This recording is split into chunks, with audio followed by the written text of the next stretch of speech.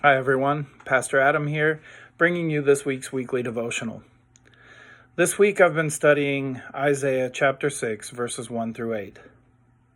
It says, "In the year that King Uzziah died, I saw the Lord seated on a throne, high and exalted, and the train of his robe filled the temple. Above him were seraphs, each with 6 wings. With 2 wings they covered their faces, with 2 they covered their feet, and with 2 they were flying. And they were calling to one another, 'Holy, holy, holy is the Lord Almighty. The whole earth is full of his glory.' At the sound of their voices, the doorposts and thresholds shook, and the temple was filled with smoke.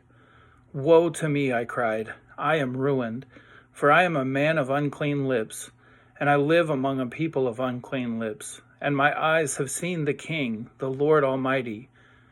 Then one of the seraphs flew to me with a live coal in his hand, which he had taken with tongs from the altar. With it he touched my mouth and said, 'See, this has touched your lips. Your guilt is taken away and your sin atoned for.' Then I heard the voice of the Lord saying, 'Whom shall I send, and who will go for us?' And I said, 'Here am I, send me.'" It got me thinking about how we often have our own ideas about our lives and about who we are as people. Isaiah saw this beautiful sight and witnessed the Lord in all his glory, and immediately thought about his sinfulness and how he was unworthy of seeing God.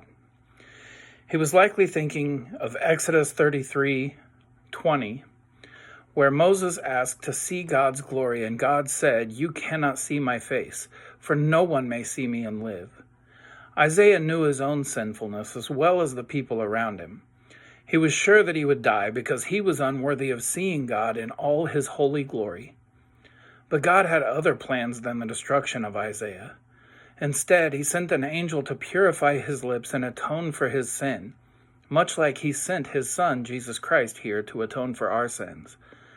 There may be times in our lives that we feel God calling us to something or showing us things that we feel we are unworthy of. After all, we know our own shortcomings and who we choose to have around us in our daily lives. We think that we aren't worthy and that God is asking the wrong person. We're thinking about it from our own perspectives and from our own understanding, but God has other plans for us as well. Jeremiah chapter 29 verse 11 says, "For I know the plans that I have for you, declares the Lord, plans to prosper you and not to harm you, plans to give you hope and a future." Friends, if God is calling you to do something or asking you, "Whom shall I send? Who will go for us?" I pray that you will remember that Christ has cleansed us and atoned for our sins. When God asks who he will send, be the one to step up and say, "Here am I, send me." Church, I pray that this devotion will be a blessing to you, that will give you courage and the strength to stand up. And when God is asking whom he shall send, you walk up and say to him, "Here am I, send me."